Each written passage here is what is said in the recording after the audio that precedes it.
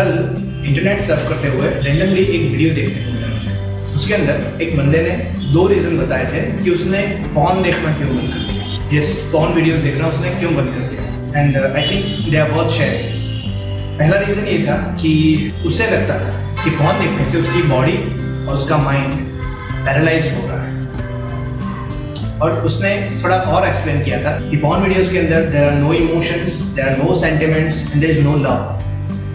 बस एक ऐसा प्रोसेस होता है जिसके अंदर सिर्फ पैशन और एग्रेसिवनेस होता है। और ऐसे वीडियोस देखने की वजह से उसका एटीट्यूड भी कुछ इस तरह से होने लगा था, एग्रेसिव और पैशनेट, और वो खुद ये नहीं चाहता था। तो उस बंदे को लगता था कि उसका बुरा वाला पहलू मजबूत हो रहा था और मजबूत हो रहा था। उसने ये भी कहा कि पॉर्न देख लेने के बाद कभी भी अच्छा महसूस नहीं होता है, लेकिन वही दिमाग दूसरे दिन पॉर्न देखने के लिए बेचैन हो जाता है और देखता है। तो पॉर्न का एक एडिक्शन सा होने लगा था। तो ये था उसका पहला रीजन। माइंड और बॉडी दोनों ही पैरालाइज्ड होने लगे थे। एक ह्यूमन से वो एक जानवर, rather we should say robot बनने लगा था। जानवरों के बारे में मुझे ऐसा ख्याल आता है कि किसी बुरे इंसान को जैसे हम बोलते हैं कि जानवर जैसा इंसान, हो सकता है जानवर भी ऐसी बात करते होंगे किसी बुरे जानवर को देख के कि देखो इंसान जैसा है। Forget it.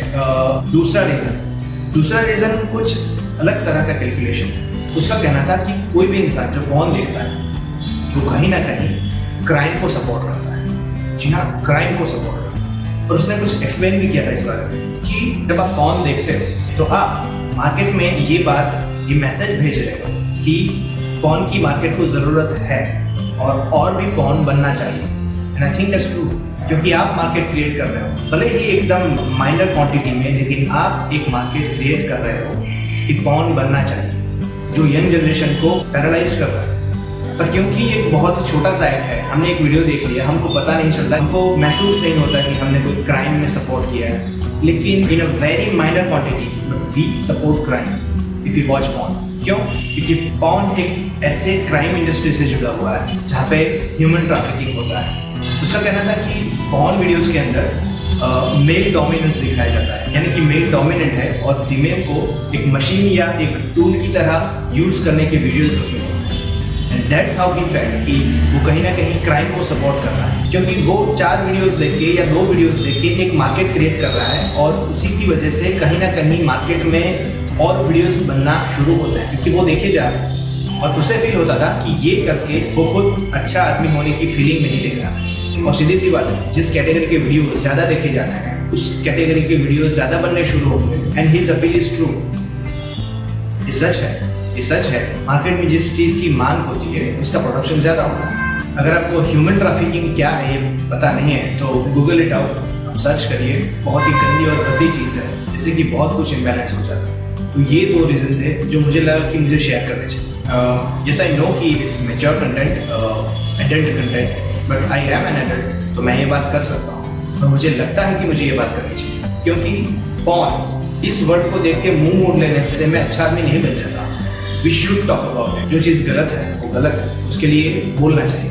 किस्सा याद करता हूँ आपको। अगर आपको रामायण और महाभारत के बारे में पता है, रामायण के अंदर एक कैरेक्टर था जटायु, एक गरुड़, एक पंछी।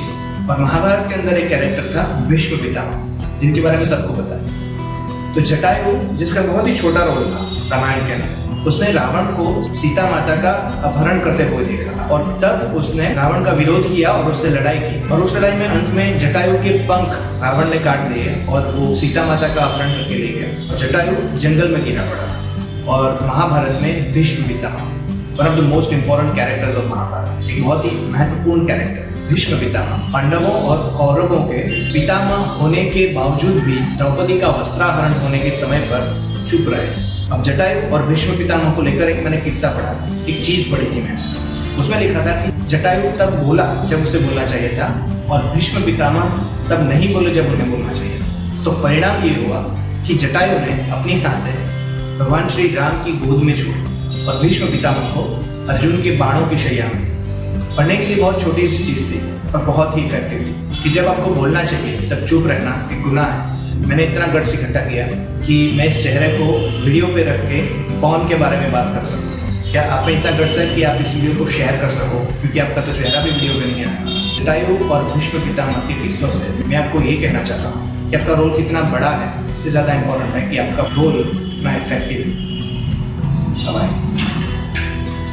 और हमारी इस दुनिया को बुरे लोगों की बुराइयों से जितना नुकसान हो रहा है, उससे कहीं ज़्यादा नुकसान अच्छे लोगों के चुप रहने की वजह से होता है।